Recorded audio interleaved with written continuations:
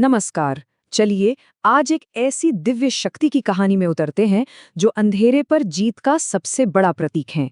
ये है मां महेशानी की महागाथा। तो चलिए इसी गहरे सवाल से अपनी बात शुरू करते हैं। ये सवाल सिर्फ किसी पुरानी कहानी का आधार नहीं है, बल्कि ये हमारे अपने मन के अंदर चलने वाले डर और उलझन की लड़ाई को भी दिखाता है। तो आखिर कौन है ये महाशक्ति? आइए सबसे पहले मां महेशानी के उस रूप को जानते हैं जिसके सामने अंधेरा भी टिक नहीं पाता। महेशानी, देखिए इस नाम में ही सब कुछ छिपा है। महेश की आनी मतलब महेश्वर, यानी शिव की शक्ति। और ये कोई साधारण शक्ति नहीं है, ये भगवान शिव की वो सबसे फियर्स, सबसे उग्र ऊर्जा है जो धर्म की रक्षा के लिए मैदान में उतरती हैं। उनका रूप ही उनकी ताकत का सबूत था। जरा सोचिए, एक भयानक काली सी आभा, आंखों में जैसे गुस्सा जल रहा हो, और शेर पर सवार उनका ये रूप। सिर्फ उनका होना ही किसी भी बुरी शक्ति का दिल दहलाने के लिए काफी था। अब देखिए, कोई भी महाशक्ति ऐसी ही प्रकट नहीं होती, उसके पीछे हमेशा कोई बहुत बड़ा कारण होता है। तो अब चलते हैं उस भयानक संकट की तरफ जिसने मां महेशानी को आने पर मजबूर कर दिया। और उस संकट का नाम था तमोर राक्षस। अब ये सिर्फ कोई राक्षस नहीं था, इसे समझिए तमस का जीता जागता रूप। मतलब अज्ञान, अंधेरा और नेगेटिविटी, इन सब का एक फिजिकल फॉर्म। इसकी सबसे खतरनाक बात ये थी कि ये बाहर से नहीं बल्कि लोगों के अंदर से हमला करता था। उनके मन में शक, गुस्सा और डर भर देता था। तो हुआ क्या? तमोराक्षस का पहला असर हुआ सीधे मन पर। लोगों के मन बेचैन हो गए, शांति जैसे गायब ही हो गई। हर कोई एक अजीब सी उलझन और घबराहट में जी रहा था। माहौल ही बिगड़ गया था। और जब मन ही ठीक न हो तो काम कैसे ठीक होंगे? वही हुआ। लोगों की पूजा पाठ, उनके अच्छे काम सब बिगड़ने लगे। समाज में अधर्म और गलत काम फैलने लगे। और ये अंधेरा इतना बढ़ गया था, इतना गहरा हो गया था कि देवता तक अपनी शक्ति खोने लगे। बड़े बड़े ज्ञानी, ऋषि मुनि डर गए। मतलब ऐसा लग रहा था कि अब कोई उम्मीद बची ही नहीं है। पूरा ब्रह्मांड जैसे लाचार हो गया हो। जब सब हार गए, सारी शक्तियां फेल हो गईं, तब देवताओं को एहसास हुआ कि इस तमस को, इस घने अंधेरे को सिर्फ एक ही शक्ति भेद सकती है। वो शक्ति जो खुद परम चेतना यानी शिव से निकली हो। और बस तभी उन्होंने मां महेशानी को पुकारने का फैसला किया।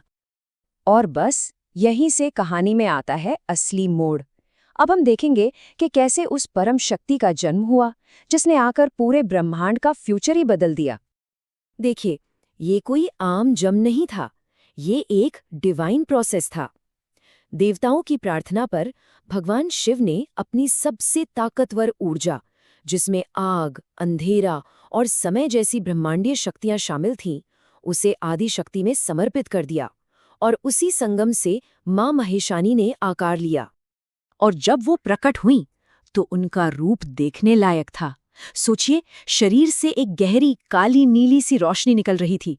माथे पर चांद का मुकुट, गले में खोपड़ियों की माला, हाथों में एक तरफ विनाश के लिए त्रिशूल और तलवार, तो दूसरी तरफ रक्षा के लिए ढाल और पाश। और आंखों में वो ज्वाला थी जो किसी भी अंधेरे को राख कर दे। तो अब वो घड़ी आ गई थी, वो महासंग्राम जहां प्रकाश और अंधकार आमने सामने थे। ये लड़ाई सिर्फ तलवार और त्रिशूल की नहीं थी, ये थी ऊर्जा की लड़ाई। तमोर राक्षस ने क्या किया? उसने डर का भ्रम फैलाया, गुस्से की लहरें छोड़ी, मोह का धुआं बनाया। लेकिन मां महेशानी ने अपनी तलवार से हर भ्रम को काट दिया, अपने त्रिशूल से हर अंधेरे को भेद दिया और अपने पाश से उस दानव को ही बांध दिया। हर वार का एक डिवाइन जवाब। और लड़ाई के बीचों बीच उनकी गर्जना गूंजी, शिवस्य शक्ति महेशानी। ये सिर्फ एक नारा नहीं था, ये ऐलान था। ऐलान कि जहां शिव की शक्ति है वहां अंधेरा टिक ही नहीं सकता। और फिर आया वो आखिरी पल। उनकी तलवार का बस एक ही पावरफुल वार और तमोराक्षस का वजूद ही खत्म हो गया।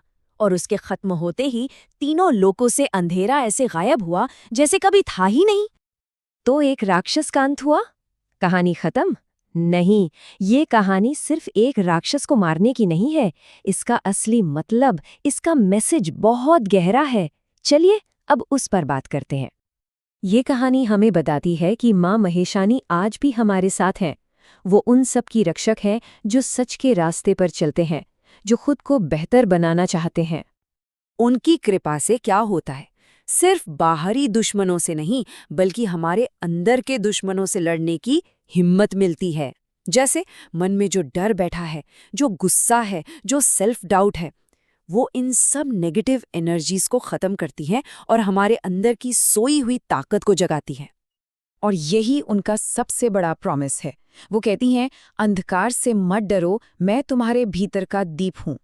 मतलब वो शक्ति कहीं बाहर नहीं है, वो हमारे अंदर ही है, बस उसे जगाने की देर है। और आखिर में इस पूरी कहानी का निचोड़ यही है, एक यूनिवर्सल ट्रुथ, कि जहाँ शिव की शक्ति है वहाँ कोई अंधकार नहीं टिक सकता। जब हम अपनी चेतना को उस परम सत्य से जोड़ लेते हैं तो जिंदगी का कोई भी अंधेरा, कोई भी मुश्किल हमारे सामने खड़ी नहीं रह सकती।